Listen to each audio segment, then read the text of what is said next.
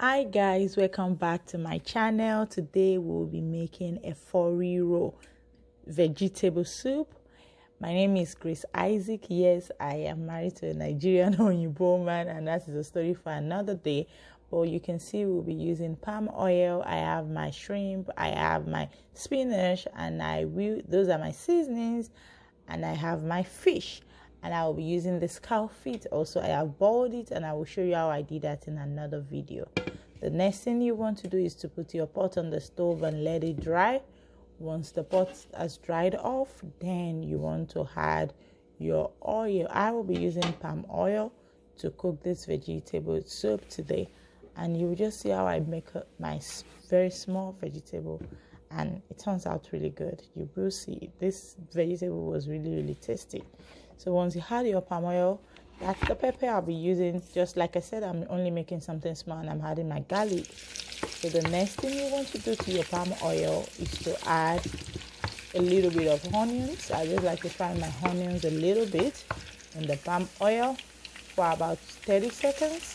And then I rinse my shrimp or my crayfish. This is crayfish, and I add it. I like to do it this way because it just makes it turn out taste better and smell better. And next thing, you want to blend your pepper. Yes, I am using my smoothie blender. I no longer use it for smoothie, but I like how it turns out, how it blends my pepper, and that is why I use that. So the next thing, you can see this has been frying for about 1 minute. The next thing I do is I add my locust beans. We call it iru where I am from in Nigeria.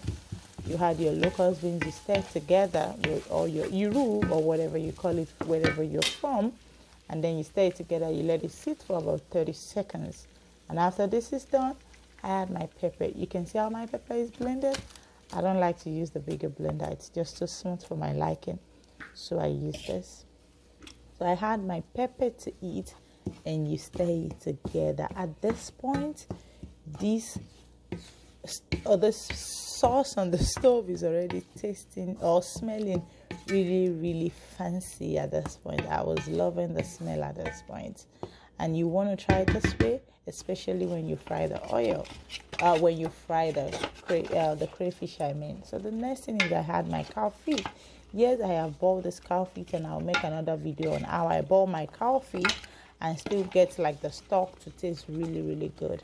So I had my cow feet. Like I said, I'm not doing anything fancy. It's just something small that my family and I would eat, like 2 servings or 3 servings. So this is all I am doing. You had your cow feet and you let it sit for a little bit. I had it first because I like my meat to be soft. And the next thing is you debone your fish. This is very important, especially when you have children that will be eating whatever you're cooking. You want to debone it properly.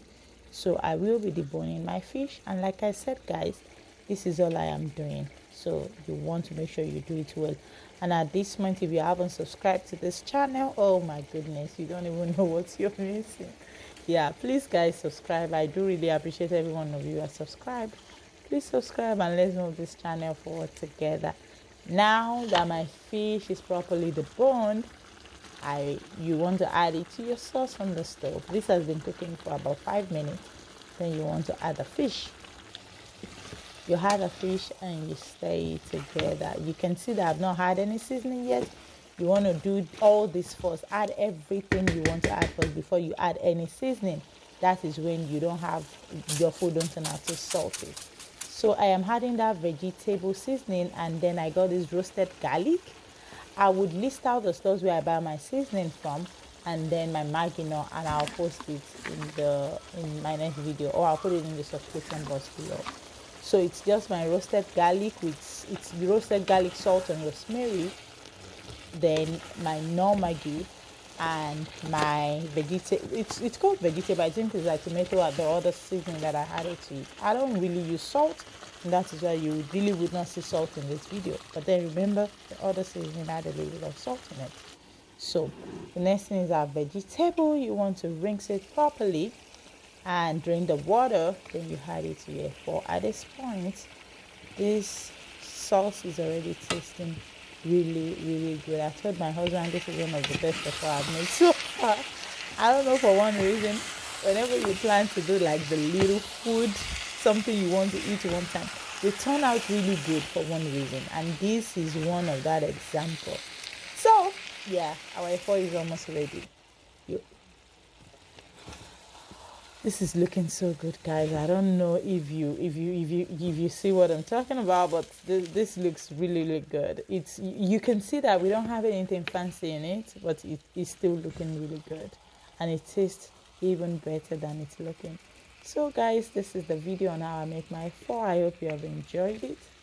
If there's any other thing you want me to do, please let me know in the comment section. Like, share, subscribe, and I will see you on my next video. Thank you very much once again, and bye bye. I hope you've enjoyed this. Bye bye.